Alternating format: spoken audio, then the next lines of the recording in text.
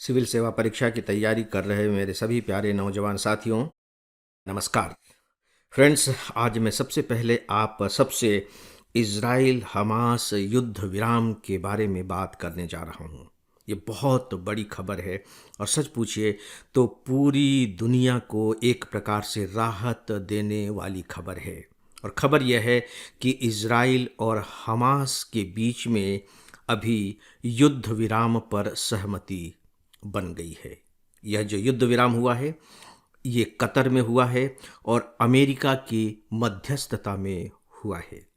आपको मालूम है कि बस कुछ ही दिनों के बाद डोनाल्ड ट्रंप अमेरिका के राष्ट्रपति पद की शपथ लेने वाले हैं और अभी जो बाइडेन साहब अमेरिका के राष्ट्रपति हैं। बीच में अखबारों में एक खबर आप पढ़ रहे होंगे कि बस होड़ लगी हुई है। बाइडेन साहब बस यह चाह रहे हैं कि उनके कार्यकाल में यह युद्ध विराम हो जाए और थैंक्स गॉड कि उन्हें यह सफलता मिल भी गई। हो सकता है कि इस सफलता के कारण डोनाल्ड ट्रंप साहब थोड़े से निराश हो कि काश ये मेरे समय में हुआ होता, क्योंकि ये बहुत बड़ा श्रेय है, यहाँ तक कि इतिहास में मिलने वाला श्रेय है जिससे शायद अब ट्रंप साहब चूक गए हैं।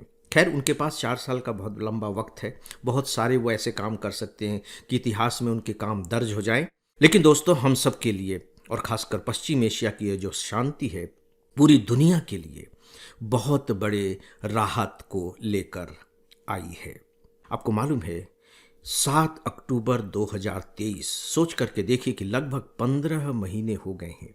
यह वह तारीख थी जब हमास ने इज़राइल पर हमला किया था।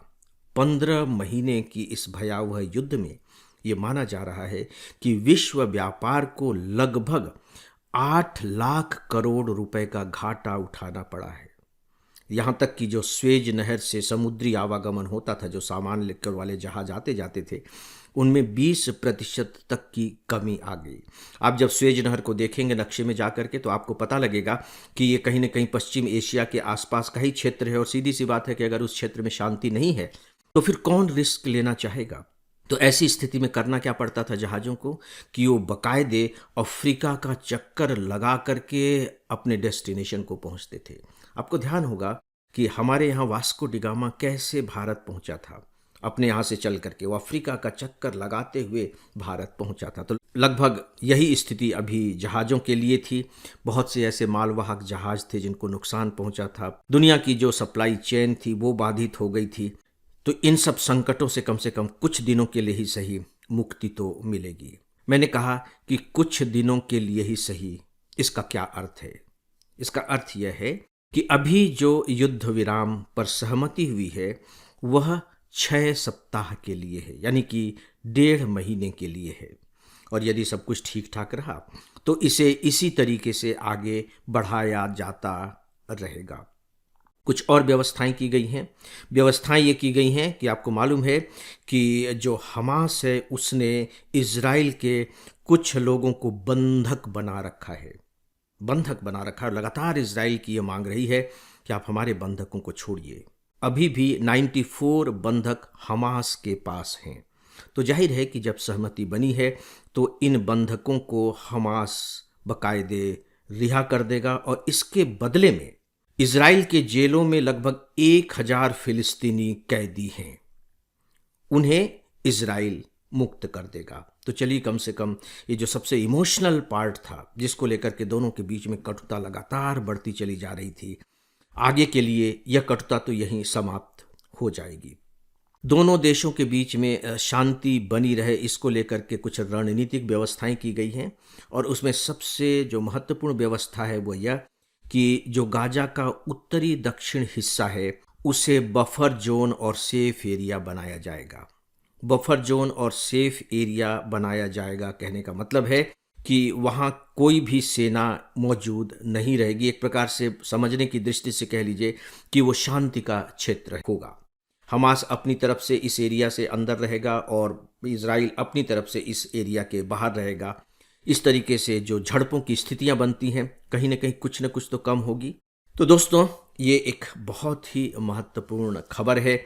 इस पर देखिए अभी एडिटोरियल कमेंट्स लिखे जाएंगे, एडिटोरियल आर्टिकल्स लिखे जाएंगे और क्या होता है और जो इसके विशेषज्ञ हैं किस रूप में देखते हैं। और यदि इस तरह की कोई बात हुई तो डेफिनेटली हम लोग इस पर फिर और आगे बात करेंगे इस टॉपिक को अपडेट करने के लिए। फ्रेंड्स, आपके लिए एक उपयोगी सूचना, हमारा फुल ऑनलाइन कोर्स है जिससे ऑप्शनल सब्जेक्ट को छोड़कर हम प्री, मेंस और इंटरव्यू तक की पूरी तैयारी कराते हैं। इसके सभी 1000 घंटे के लेक्चर्स वेल एडिटेड और एनिमेटेड हैं।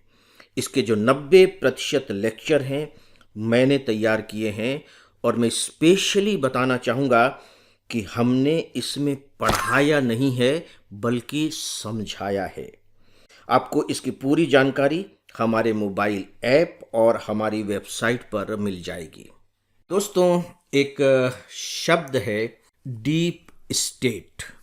डीप स्टेट, ये शब्द दूरदर्शन न्यूज़ में काफ़ी फ्लैश हो रहा था, काफ़ी बार बार आ रहा था।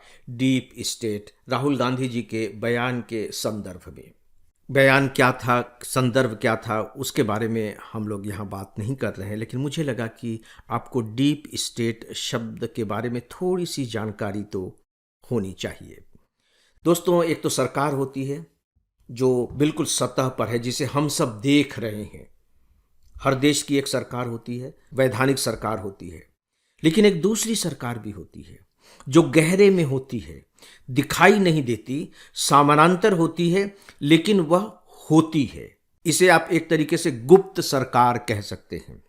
इनका अपना नेटवर्क होता है और इस नेटवर्क के जरिए जो भी इनका अपना एजेंडा है उसे ये पूरा करने की कोशिश करते हैं। कुल मिलाकर यह कि इतना सुनने के बाद आपको ये समझ में बात आ गई होगी कि डीप स्टेट बेसिकली एक नकारात्मक शब्द है जिसे सम्मान की दृष्टि से नहीं देखा जा सकता। तो बस थोड़ी सी जानकारी मैंने इसके बारे में आपको दी है, आपको बहुत ज़्यादा जानने की ज़रूरत भी नहीं है। इसी तरह से अखबारों में अभी एक शब्द पढ़ने को मिला है, फायर लाइन। ये फायर लाइन क्या होती है, क्योंकि प्री एग्जामिनेशन में इस तरह के प्रश्न पूछे जाने लगे हैं। अभी आप देख रहे हैं कि किस तरीके से जो लॉस एंजलिस है आग से बुरी तरह से झुलस रहा है, कंट्रोल में नहीं आ रहा है। लाखों करोड़ों रुपए जल करके खाक हो गए, लाखों घर जल करके खाक हो गए। बहुत ही भयावह स्थिति बनी हुई है। इसी संदर्भ में उत्तराखंड को लेकर के फायर लाइन की चर्चा हुई है। ये फायर लाइन है क्या? अंग्रेजों के समय में इसकी शुरुआत की गई थी। फायर लाइन का मतलब है कि जो जंगल है, जंगल से बाहर की तरफ 100 फीट की फायर लाइन बनाई गई थी। 100 फीट की फायर लाइन, यानी कि जहां जंगल खत्म होते हैं उससे फिर बस्ती की तरफ, आप कह लीजिए बाहर की तरफ 100 फीट का एरिया ऐसा होगा जिसमें कोई पेड़ नहीं होंगे, घास फूस कुछ भी नहीं होगी, वहां कोई झाड़ियां नहीं होंगी, किसी तरह की झाड़ियां नहीं होंगी। इसका मतलब यह हुआ कि मान लीजिए कि बस्ती में कोई आग लगती है या उस एरिया में किसी ने तीली माचिस फेंक दी, तो यदि वहाँ पेड़ होंगे, झाड़ियाँ होंगी, घास फूस होंगे इस तरह के सूखे हुए, तो वो आग पकड़ लेगी और इसके बाद फिर उस आग को वो जंगल तक पहुँचा देगी। तो एक ऐसा एरिया 100 फीट का, जिसे आप समझने की दृष्टि से कह लीजिए कि एक तरह से बैरन है, रेगिस्तानी है, उजाड़ है, इससे जंगलों को आग लगने से बचाया जा सकता है। दुर्भाग्य से पिछले साल उत्तराखंड में आग लगने की बहुत सी घटनाएं हुई हैं। उत्तराखंड सरकार इसको लेकर के सतर्क हो गई है, इसके लिए वो कोशिश में लगी हुई है, और इसी कोशिश में उसकी एक कोशिश यह भी है कि उस फायर लाइन को फिर से इस्टेब्लिश किया जाए। मुश्किल की बात यह है कि अंग्रेजों के समय में जिस फायर लाइन का निर्धारण किया गया था वहाँ अब पेड़ लग चुके हैं, लगभग 5 लाख पेड़ वहाँ मौजूद हैं। और यदि आप उस फायर लाइन को फिर से इस्टेब्लिश करना चाहते हैं तो सीधी सी बात है कि आपको 5 लाख पेड़ काटने पड़ेंगे।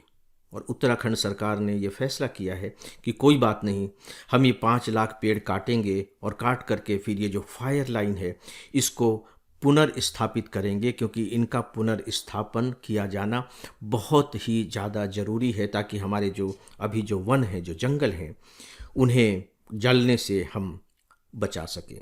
तो मुझे लगता है कि ये 2 शब्द आपके लिए बहुत इम्पॉर्टेंट हैं। इसमें से एक है डीप स्टेट और दूसरा है फायर लाइन।